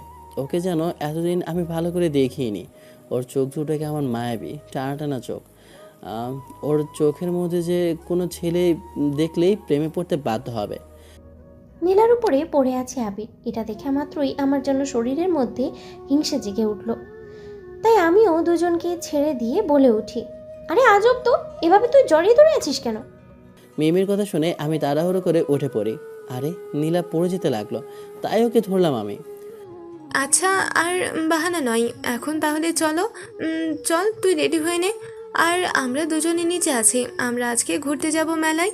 কথাটা বলে নীলা আর মিমি দুজন নিচে চলে যায়। আল্লাহ জানে আমার আম্মু আবার ওদেরকে দেখে কি বলবে। দুজন আল্লাহ জানে, ওরা যে আমাকে একদম পাগল বানিয়ে দিবে। ওদের সাথে বন্ধুত্ব হওয়ার পর যে ওরা আমার সাথে এমন করবে কখনো ভাবিনি। আবিরের সাথে থাকতে থাকতে ওকে একদম কেমন যেন ভালোবেসে ফেলেছি। ওর ভালোবাসাটাকে টানে আমি আর থাকতে পারছি না। ওকে বলে দিব আমি ওকে কতটা ভালোবাসি। ভালোবাসা কি জানি না, কিন্তু আবিরকে দেখার পর ভালোবাসা কি বুঝতে পেরেছি। আমি হয়তো এই ভালোবাসা কখনো বুঝতেই পারতাম না যদি না আমার জীবনে ভালোবাসার মতো একজন মানুষ না থাকতো। তাই আমি চাই না আমার ভালোবাসাকে হারাতে। তাই আমি প্রপোজ করে দেবো আবিরকে। আমি আমার ভালোবাসার কথা বলতে চাই। আমি রেডি হয়ে নিচে নামতে লাগলাম। তখনই দেখলাম মিমি আর নীলা দুজন আমার দিকে হা করে তাকিয়ে রইল। আর কখনো মনে হয় ছিলে দেখেনি আমার দিকে কীভাবে হা করে তাকিয়ে রইল। তখনই এই, তুমি এত সুন্দর করে সেজেছো কেন? যদি মেয়েরা দেখে তোমার দিকে কিভাবে তাকিয়ে থাকবে তুমি জানো? তাই তো, এত সুন্দর করে সাজার কি আছে? তোমাকে কে বলেছে এত সুন্দর করে সাজার জন্য? মিমি আর নীলা ওরা দুজন আবার আমার চুলগুলো কেমন এলোমেলো করে দিল, আর শার্টের মধ্যে কি যেন লাগিয়ে দিল, আর কপালের মধ্যে একটা কাজলের ফোঁটা লাগিয়ে দিয়ে বলে ওঠে, এখন ঠিক আছে, এখন তোমাকে দেখলে কেউ আর নজর দিবে না। এত সুন্দর করে সাজার কি আছে? মেয়েরা তোমার দিকে তাকিয়ে থাকার জন্য নাকি? এটা কি হলো? তোমরা আমাকে এইভাবে হ্যাবলা খান্তের মতো বানিয়ে দিলে কেন? আমাকে এখন দেখলে তো মানুষ আবাল ছাড়া অন্য কিছু বলবে না। তোমাকে কে বলেছে এভাবে সাজতে? আর তুমি যেভাবে সেজেছো এভাবে ঠিক নেই। এখন বেশি কথা না বলে চলো আমরা ফুচকা খেতে যাবো। তখনই দেখলাম আম্মু একটা টেবিলে করে নাস্তা নিয়ে আসে। আমি তো অবাক হয়ে গেলাম। আম্মু ওদেরকে দেখে পছন্দ করে ফেললো। আর কোনো মেয়ের সাথে কথা বললে কেন জানি না রাগ করতো, আর এখন দেখি ওদের সাথে হেসে হেসে কথা বলছে। নীলামা আর মিমিমা দুজনে আগে বসো, নাস্তা করো, এরপরে না হয় বের হবে। আম্মু, আমরা এখন নাস্তা করবো না, আমরা এখন একটু বের হব। নীলা, না আম্মু, নাস্তা তো করেছি, এখন করব না। আমরা আবিরকে যেতে বলছি কিন্তু ও যাচ্ছে না, দেখুন না।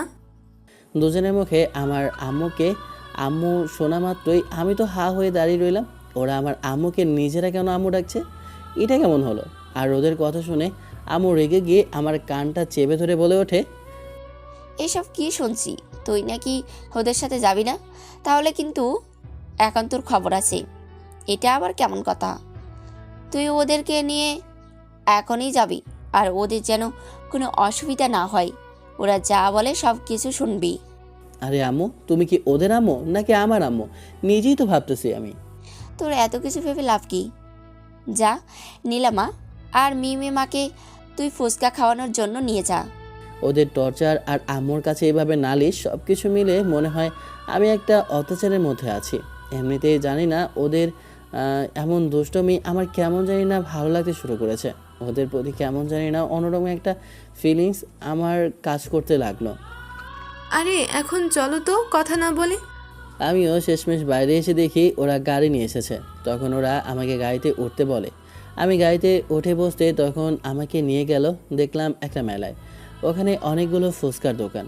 আমার হাত ধরে একটা ফুচকার দোকানে নিয়ে এসে বলে ওঠে, মামা অনেকগুলো ঝাল দিয়ে 3 প্লেট আমাদেরকে ফুচকা দেন তো।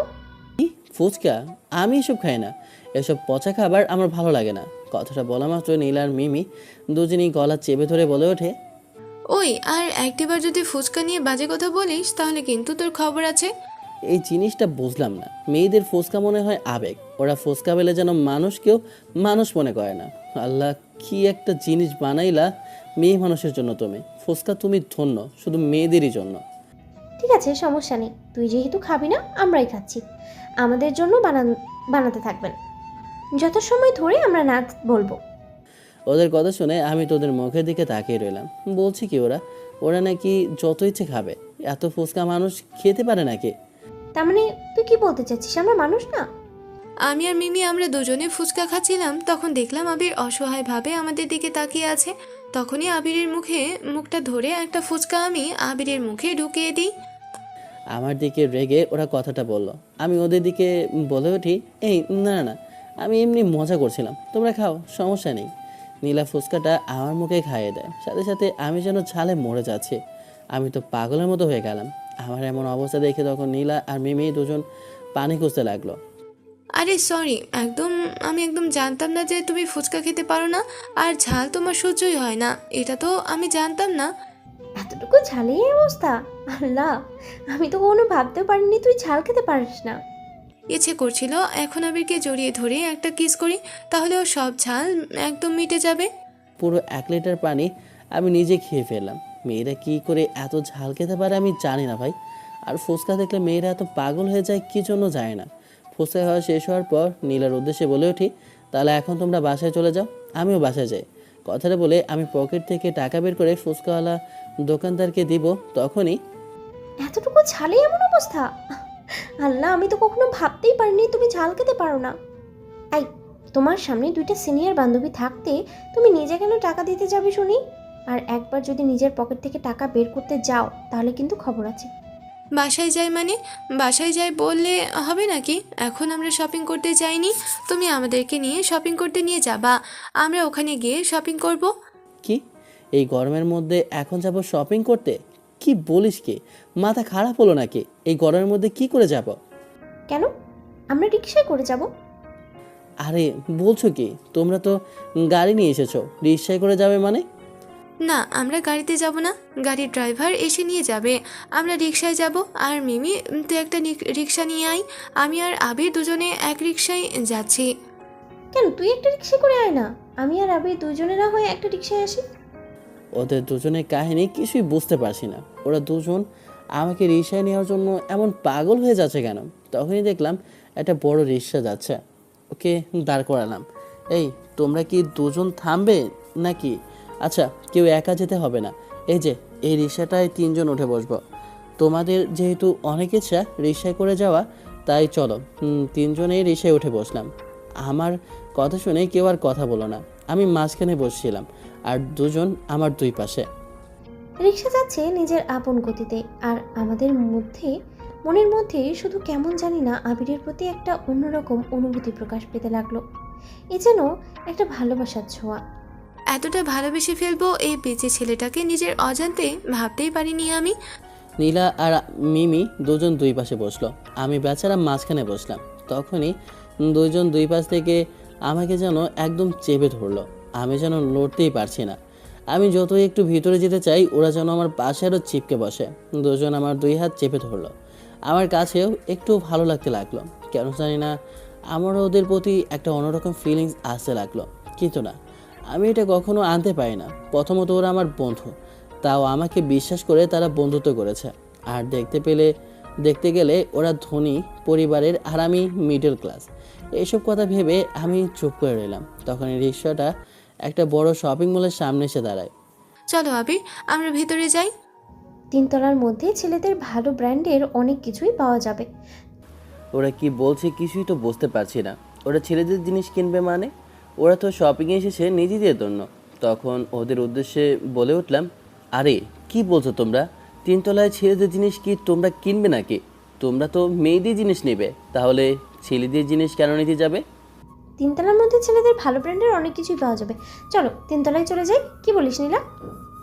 আরে বুদ্ধু, আমরা এসেছি তোমার জন্য, তোমাকে শপিং করিয়ে দেব। তুমি কি এগুলো পরো? এগুলো আজকাল কেউ পরে নাকি? হ্যাঁ, ব্র্যান্ডেড জিনিস পরবে, চলো আমাদের সাথে। এই আমার কাছে টাকা নেই, আর এত দামি জিনিস আমি পরার মতো এখনও অ্যাবিলিটি হয়নি আমার। এখনও এত টাকা হয়নি যে আমি এত ব্র্যান্ডেড দামি জিনিস পরতে পারবো। আমরা মধ্যবিত্ত পরিবারের, আমাদের এগুলো মানায় না। কি বলি তুই? ওই, দুইটা দুই গালে 2 পাশ থেকে ডিল দিল। আসলো একটা করে থাপ্পড়। আমি তো 2 হাত ধরে বসে রইলাম। কী রে বাবা, কি বললাম? তখন ওরা দুজনই একসাথে বলে ওঠে, তোকে একবার বলেছি যে তুই টাকা দিবি বা কিছু করবি, আমরা থাকতে তুই কেন টাকা দিবি? আর আমরা তোকে কিনে দিচ্ছি, তুই কেন না করবি? আর একটিবার যদি কোনো কথা বলিস তাহলে কিন্তু থাপড়ে একদম দাঁত সবগুলো ফেলে দিব।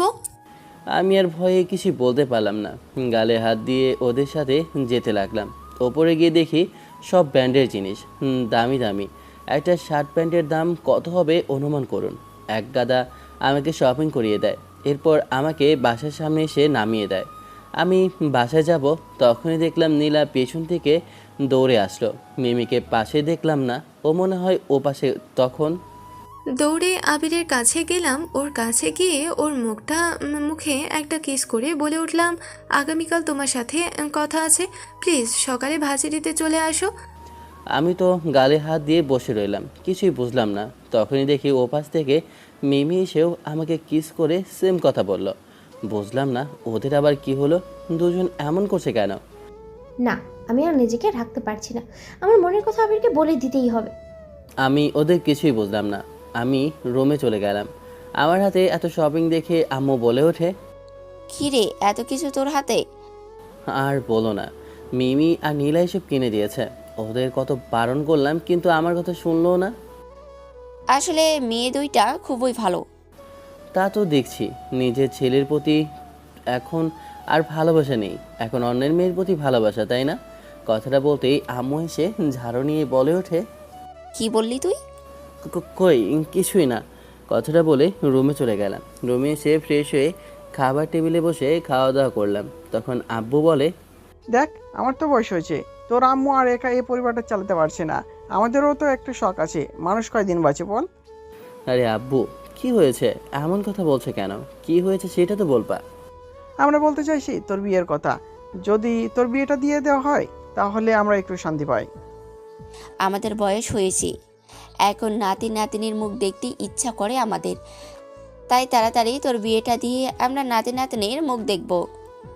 আম্মুর কথা শুনে আমি তো লজ্জায় মাথা নিচু করে রইলাম। তখন আমার উদ্দেশ্যে আব্বু বলে, সমস্যা নেই, তুই যদি চাস তাহলে পড়াশোনাটা চালিয়ে যেতে পারবি, সমস্যা নেই।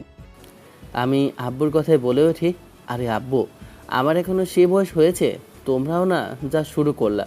কথাটা বলে রুমে চলে গেলাম। তখনই হাতের ফোনটা বেজে ওঠে। ফোন স্ক্রিনে তাকিয়ে দেখি রাহাতের কল। ফোনটা রিসিভ করতে রাহাত ওপাশ থেকে বলে ওঠে, ওই হারামজাদা, তোকে কিছুদিন ধরে দেখছি না, কোথায় তুই? ফোন দিচ্ছি, ফোনও পাচ্ছি না, হয়েছেটা কি? কোথায় আছিস তুই? আরে আমি কোথায় আর থাকবো, এই তো বাসে আছি। কল করেছিস, ফোন সাইলেন্ট করা ছিল তাই দেখতে পাইনি। নাটক বন্ধ করো প্রিয়, তুমি যে দুটি মেয়ের পিছনে ঘুরপাক খাচ্ছ তা আমি ভালো করেই জানি। আরে তুই যে সব কিছু ভাবছিস এই সব কিছুই না, ওরা শুধুমাত্র আমার বন্ধু ছাড়া অন্য কিছুই না। সব দেখেছি মনু, আমাকে বোঝানোর প্রয়োজন নেই তোমার প্রতি ওদের কতটা ভালোবাসা, তা ওই দিন আমি বেশ বুঝতে পেরেছি যখন তোমাকে নিয়ে গেল। তুই কি করে বুঝলি যে ওদের আমার প্রতি ভালোবাসা আছে? আমি নিজেও তো জানি না রে বাবা। তুই তো মনে হয় রোমিও হয়ে গেলি নাকি, আবার প্রেমের ক্লাস করছিস? কারোর প্রতি যদি ভালোবাসা না থাকে তাহলে কেউ কখনো কারোর জন্য এতটুকু করে না, এটা মাথায় রাখবে। ধুর শালা, এটা যে ভালোবাসা কি করে বুঝবো? ওসব বাদ দে, এখন বল ওরা আমাকে ভালোবাসলে আমি কি করব? তারা হয়তো বন্ধু হিসেবে ভালোবাসে, দুজন তো ভালোবাসতে পারে না। তোর প্রতি ওদের অন্যরকম একটা টান আছে। জানি না রে ভাই আমি যে ওরা আমাকে ভালোবাসে কি ভালোবাসে না, কিন্তু এতটুকু আমি বলতে পারি যে ওরা শুধুমাত্র আমার বন্ধু, অন্য আর কিছু না। তুই বুকে হাত দিয়ে বলতে পারবি যে তুই ওদের কাউকে ভালোবাসিস না? এটা কি করে সম্ভব বল?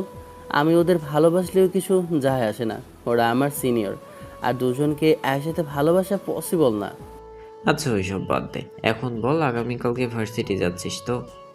হ্যাঁ, আগামীকালকে ভার্সিটি যাব। রাহাতের সাথে আর কিছু সময় কথা বলে কলটা কেটে দিই। অ্যালার্মটা চালু দিলাম, অ্যালার্মটা চালু ছিল, তাই সকাল সকাল ঘুম থেকে উঠে পড়ি। এরপর রেডি হয়ে বাসের উদ্দেশ্যে রওনা দিব। তখনই আম্মু আমাকে দেখে বলে ওঠে, আমার ছেলেকে তো এত সকালবেলা কখনো ঘুম থেকে উঠতে দেখিনি। যাক, তাহলে আজকে অবশেষে আমার ছেলে নিজে থেকে ঘুম থেকে উঠেছে। তো এত সকালবেলা ভার্সিটিতে যাওয়ার কারণ কি?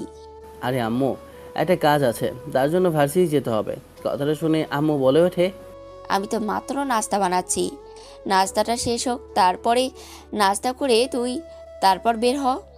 আরে এখন সময় নেই, বাড়ি থেকে কিছু খেয়ে নেব, এখন যাচ্ছি। তখন আম্মু আমাকে 1000 টাকা দিয়ে বলে, আচ্ছা ঠিক আছে, এই হাত খরচটা নিয়ে যা, বাইরে থেকে কিছু খেয়ে নিস আর সাবধানে যাস। আমি টাকাটা নিয়ে ওখান থেকে ভার্সিটির উদ্দেশ্যে রওনা দিলাম। কিছুক্ষণ পর ক্যাম্পাসের ভিতরে প্রবেশ করে দেখি যে এখনও কেউ ক্যাম্পাসে আসেনি। কিন্তু এত সকালবেলা কেন যে বলেছে ওরা দুজনে, অন্য কিছুই তো বুঝলাম না। এর মধ্যে কতগুলো যে ফোন চলে এসেছে নিজেও জানি না। সবাইকে মেসেজ করে বলেছি যে ভার্সিটি চলে এসেছি। কিরে, এত সকালবেলা কল করলি, কি কি হয়েছে? আরে শালা, ভার্সিটিতে এসেছি, তোকে তো কল করেই যাচ্ছে, ফোন ধরছিস না তুই। আরে ভাই, ভার্সিটির ক্লাস এখনো 1 ঘন্টা দেরি আছে, এত সকালবেলা তুই ভার্সিটি চলে এসেছিস? আরে তোকে বললাম না, আমাকে নীলা আর মিমি দুজন চলে আসতে বলেছিল সকাল সকাল, কি যেন বলবে, কিন্তু ওরা তো এখনও দেখছি আসে না। এত সকাল সকাল ডেকে পাঠানোর কারণ কি বুঝলাম না তো। তুই এখানে দাঁড়িয়ে না থেকে ওদেরকে কল করলেই তো পারিস। আমার আর রাহাতের কথার মাঝে তখনই দেখলাম যে মিমি ভার্সিটির গেট দিয়ে ভিতরে প্রবেশ করছে। তখনই রাহাতের ফোনটা কেটে দিলাম। মিমি একটা শাড়ি পরে ভিতরে প্রবেশ করছে, ওকে শাড়িতে যেন অপরূপ সুন্দরী লাগছে। ওকে দেখে যেন ক্রাশ খেলাম, এত সুন্দরী একটা মেয়ে, তার ওপর আবার শাড়ি পরেছে, ওকে কি হেভি লাগছে বলে বোঝাতে পারবো না। শাড়িটা ভালো করে তাকিয়ে দেখি ওই দিন যে শাড়িটা আমি হাত দিয়ে ধরেছিলাম সেই শাড়িটাই কিনেছে। আসলে আমি শপিং মলে যাওয়ার সময় একটা শাড়ি দেখেছিলাম, আমার খুব পছন্দ হয়েছিল। ভেবেছিলাম আমি গিফট দেবো ওদের দুজনকে। আমার কাছে টাকা ছিল না, তাই ভেবেছিলাম পরে নেব, কিন্তু তারা কোনোভাবে মনে হয় আমার পছন্দের জিনিসটা বুঝেছে, তাই নিজেরাই কিনে নিয়েছে। ভার্সিটিতে কখনো শাড়ি পরে ওরা আসেনি, আর শাড়ি পরতে পারে নিজেও জানি না। আমাকে দেখে আমার কাছে ছুটে আসে। মিমি আমার কাছে এসে আমার উদ্দেশ্যে বলে ওঠে, আবির, দেখ তো শাড়িটা আমার কেমন লাগছে। বাহ, শাড়িতে অনেক সুন্দর মানিয়েছে, যে কোনো ছেলে দেখলেই ক্রাশ খাবে। যে কোনো ছেলের ক্রাশ খাওয়া লাগবে না, আমার শুধু তুমি খেলেই হবে। আমি তো মিমির কথা কিছুই বুঝলাম না, তাই ওর উদ্দেশ্যে বলে উঠি, কিছুই তো বুঝলাম না। তুমি কিছু বোঝো না না? তুমি কি আসলেই ছোট বাবু নাকি খোকা যে আমার কথার কিছুই বোঝো না? সত্যি বলছি, আমি তোমার কথা কিছুই বুঝতে পারছি না। কথাটা বলা মাত্র তখনই মিমি দেখলাম অবাক করে দিয়ে আমার হাতটা শক্ত করে ওর নিজের হাতের সাথে জড়িয়ে ধরে। এরপর আমার উদ্দেশ্যে বলে ওঠে, আমি সত্যি বলতে তোমাকে কথাটা আমি অনেক আগেই বলতে চেয়েছিলাম, কিন্তু কি জানো, একটা অজানা ভয়, তার জন্য আমি তোমাকে বলতে পারিনি। মিমির এমন কাণ্ডে আমি বেশ অবাক হলাম। তখন আবারও বলে ওঠে মিমি, আবিরকে আজকে সকালে ভার্সিটিতে আসতে বলেছি, আজকে আমি আমার মনের সবগুলো কথা ওকে বলে দিব। আমি ওকে ভালোবাসি, ওকে ছাড়া আমি থাকতে পারবো না। জানি না এই ভালোবাসাটা আমার ওর প্রতি এতটা গভীর কী করে হলো। আমি ওর জন্য এত কেন চিন্তা করি, আর আমার কেন মনে হয় ও আমার কাছ থেকে আমার আবেগকে কেউ কেড়ে নিচ্ছে। এতটা কষ্ট কেন মনের ভিতরে আবার আসতে লাগছে জানি না। আমি গাড়িটা দ্রুত ভার্সিটির দিকে নিয়ে চললাম। আসলে আবির, আমি এমন ছিলাম না, কিন্তু তোমার সাথে পরিচয় হওয়ার পর, তোমাকে দেখার পর, তোমাকে বোঝার পর বুঝতে পেরেছি তোমার প্রতি আমার ভালো লাগা। আর এই ভালো লাগা থেকেই তোমার প্রতি আমার ভালোবাসার জন্ম নেয়। তোমার এই ভালো মন মানসিকতা, এমন উদার মন, তোমার সব কিছুই তোমাকে ভালোবাসতে বাধ্য করেছে। তোমাকে কিভাবে আমি বোঝাবো আমি তোমাকে কতটা ভালোবাসি। আমি জানি না নিজের থেকেও তোমাকে কতটা বেশি ভালোবাসি, যে ভালোবাসার কোনো শেষই নেই। এটা কি করে হয় মিমি? তুমি আমার বন্ধু, তার থেকে বড় কথা তুমি আমার সিনিয়র, আর আমরা মধ্যবিত্ত পরিবারের। কথাটা বলা মাত্রই আমাকে জড়িয়ে ধরে মিমি কান্না করতে করতে বলে ওঠে, দেখো, ভালোবাসা কখনো বয়স দিয়েও হয় না, আর ধনী গরিবের কখনো ভালোবাসা হয় না। তুমি এই সমাজ নিয়ে ভাবছো, আমি এই সমাজের কথা ভাবি না, যে সমাজ আমাদেরকে নিয়ে ভাবে না। আমি তোমাকে ভালোবাসি, এছাড়া কিছুই জানি না। তুমি যদি আমার ভালোবাসাকে মেনে না নাও, তাহলে আজকে আমি আত্মহত্যা করব। আমি যেন পাথরের মধ্যে দাঁড়িয়ে রইলাম, আর একটা কথা বলার মতো সাহস হচ্ছে না। আমি কি বলবো? আমিও যে মিমিকে ভালোবেসে ফেলেছি। তাই আমি চোখ দুটো মুছে নিয়ে বলে উঠি, আরেকটি বার যদি মরে যাওয়ার কথা বলিস তাহলে কিন্তু একদম আমি নিজেই তোমাকে মেরে ফেলবো। ভার্সিটির গেটের ভিতরে প্রবেশ করে আমি দেখলাম আবির আর মিমি দুজনকে জড়িয়ে ধরে আছে আর দুজন তাদের ভালোবাসার কথা বলছে। এটা দেখার পর আমার যেন পায়ের নিচ থেকে মাটি সরে যেতে লাগলো। আমি বাসায় চলে আসলাম। আমি মিমিকে শক্ত করে জড়িয়ে ধরলাম আর ওর উদ্দেশ্যে বলে উঠলাম, আমিও তোমাকে ভালোবাসি মিমি। আমাদের কথার মাঝে তখনই হাতের ফোনটা বেজে ওঠে। ফোন স্ক্রিনে তাকিয়ে দেখি আব্বু কল করেছে। হঠাৎ করে এই সময় আব্বু কল করলো বুঝলাম না। ফোন রিসিভ করলাম, তখন আব্বু বলে ওঠে, আবির কোথায় যাচ্ছিস? তাড়াতাড়ি হসপিটাল আয়, নীলা বিষ খেয়েছে, আমরা সবাই ওখানে। তখনই আমার পায়ের নিচ থেকে মাটি সরে যেতে লাগলো। আমি তো যেন জ্ঞান হারিয়ে যাওয়ার মতো অবস্থা। আমার এমন অবস্থা দেখে তখন আমার উদ্দেশ্যে মিমি বলে ওঠে, কি হয়েছে আবির? এমন করছো কেন? তোমার ঘাম বের হচ্ছে কেন? কি হয়েছে? কে কল করেছে? কোনো সমস্যা নাকি কোনো দুর্ঘটনা? আমি জানি না, নীলা নাকি বিষ খেয়েছে। কিছুই তো বুঝতে পারছি না কেন। তাড়াতাড়ি আমাদেরকে হসপিটালে যেতে হবে। কথাটা শুনেই আমি যেন 400 বলতে শখ খেলাম। আমাকে গতকাল নীলা বলেছে ভার্সিটিতে সকালবেলা দেখা করার জন্য, কিন্তু আসেনি। কিন্তু ও কেন আমাকে দেখা করতে বলেছে সেটাই তো বুঝলাম না। আমাদের দেরি করলে হবে না, তাড়াতাড়ি চলো হসপিটালে। আমরা তাড়াহুড়ো করে হসপিটালে চলে আসলাম। হসপিটালে এসে দেখি আব্বু আর আম্মু দুজন কেবিনের বাইরে দাঁড়িয়ে আছে। একপাশে নীলার বাবা বসে কান্না করছে। আমাকে দেখে আমাকে জড়িয়ে ধরে কান্না করতে করতে বলে ওঠে, বাবা তুমি আবির না? জি আঙ্কেল, আমি আবির। বাবা তুমি আমার একমাত্র মেয়েটাকে বাঁচাও। আমার যে এই পৃথিবীতে আমার মেয়েটা ছাড়া আর কেউ নেই। আমি যে আমার মেয়েটা ছাড়া আর বাঁচতে পারবো না। আমার মেয়েটা যে আমার কাছে সব কিছু। এই মেয়ে ছাড়া আমার পৃথিবীতে আর কিছুই নেই। আমি যে ওকে ভীষণ ভালোবাসি বাবা। আঙ্কেল, আপনি কান্না করছেন কেন? কি হয়েছে? আঙ্কেল, আপনি কান্না করবেন না, নীলার কিচ্ছু হবে না, আপনি চিন্তা করবেন না। বাবা আমার মেয়ে তোমাকে ভালোবাসে। ও আজকে ভার্সিটিতে তোমাকে আর মিমিকে একসাথে দেখেছে, তার জন্য আজকে এসে বিষ খেয়েছে। নিজেকে আর খুব বাঁচিয়ে রাখতে চায় না, ও মরে যেতে চায়। আমার মেয়েকে তুমি বাঁচাও। এটা শোনার জন্য আমি যেন মোটো প্রস্তুত ছিলাম না। আমি তো একদম 400 বোল্টের শখ খেলাম। তার মানে নীলাও আমাকে ভালোবাসে? এটা যেন একটা সিনেমার গল্পের মতো। এটা যেন সেই গল্পের গানের মতো হয়ে গিয়েছে যে, বিধি তুমি বলে দাও, একটি মন দুটি প্রাণ আমি কার। এটা শোনার সাথে সাথেই আমার যেন পায়ের নিচ থেকে মাটি সরে যেতে লাগলো। বুকের ভিতরে কেমন জানি না চিনচিন করে ব্যথা অনুভব করতে লাগলাম। আমার আবিরকে যেন আমি হারাতে যাচ্ছি, কিন্তু অন্যদিকে আমার বেস্ট ফ্রেন্ড যে কিনা মৃত্যুর সাথে পাঞ্জা লড়ছে। কি করব? নিজের ভালোবাসাকে আমাকে ত্যাগ করতেই হবে। তখনই ডাক্তার কেবিন থেকে বের হয়ে এসে বলে আবিরকে।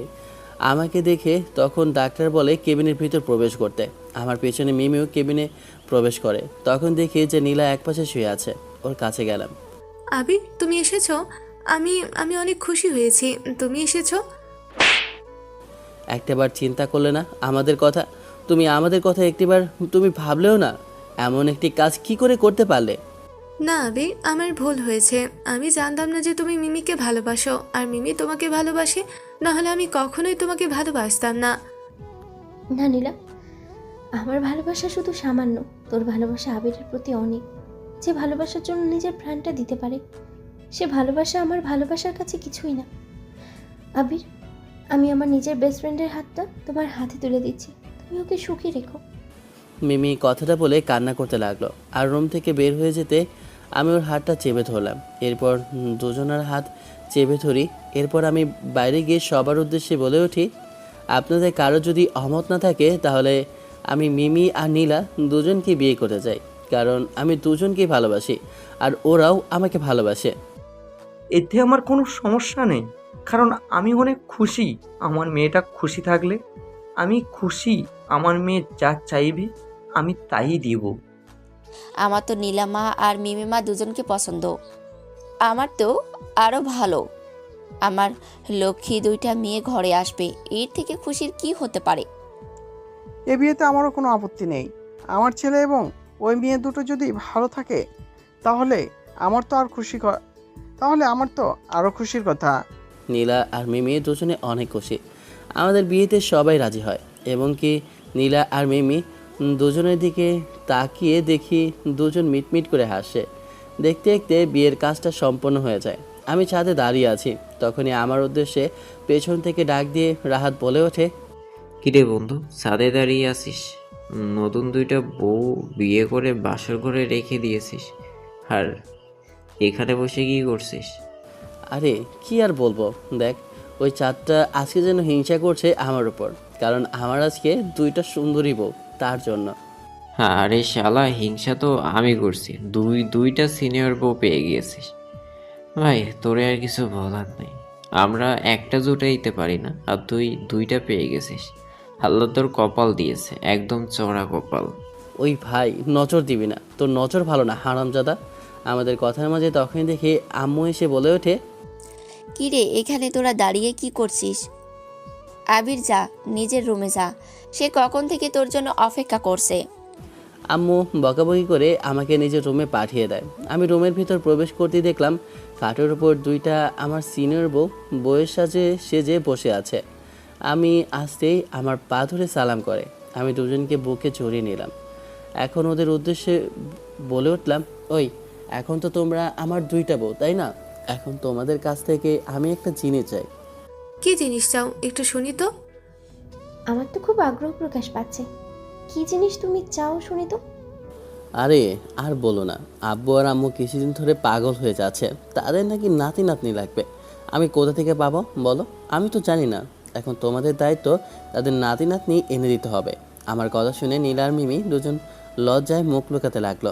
আমি ওদের উদ্দেশ্যে বলে উঠলাম, আরে এখানে লজ্জার কি আছে? আমি শুধু বললাম তোমরা নিয়ে আসবে, তাহলেই তো হবে। ওই এখানে নিয়ে আসার কি আছে, আমাদেরই তো বেবি হবে। তাই তো, তুমি জানো না? আরে আমি জানবো কি করে? আমি তো ছোট বাচ্চা একটা, এগুলো আমি কি করে জানি শুনি? তোমরাই তো আমাকে শিখিয়ে দেবে। তাই নাকি? তাহলে আমরা তোমাকে শেখাতে হবে। আর এই মিমি বসে আছিস কেন? তাহলে ওই বাচ্চাটাকে আমরা শিখিয়ে দিই। মিমি আর নীলা ওরা দুজন আমার দিকে আসতে লাগলো। আমি তো ভয়ে পেছনে গেলাম আর ওদের উদ্দেশ্যে বলতে লাগলাম, এই তোমাদের কিন্তু দুজনের হাবভাব আমার ভালো লাগছে না, এভাবে দুজন কাছে আসো কেন? তুমি তো দুদিন পর বাচ্চার বাবা হবে, আর এখন থেকে নিজেকে বাচ্চা বলছো। আমি তাই তোমাকে দেখাচ্ছি কিভাবে কি করতে হয়। তুমি না বললে তুমি কচি খোকা? তাহলে আজকে তোমাকে দেখাবো যে তোমার এই সিনিয়র বউ তোমাকে কি করে কচি খোকা থেকে একেবারে বাবা করে তোলে। দুইটা সিনিয়র বউ আমার শার্টের কলার টান দেয়, দুজনে কাছে চলে আসি।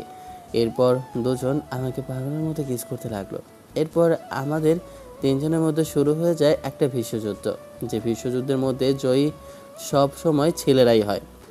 গল্পটা এখানেই শেষ করলাম। কেমন হয়েছে অবশ্যই কমেন্ট করে জানাবেন। আল্লাহ হাফেজ, টাটা বাই বাই, এখন খোদা হাফেজ।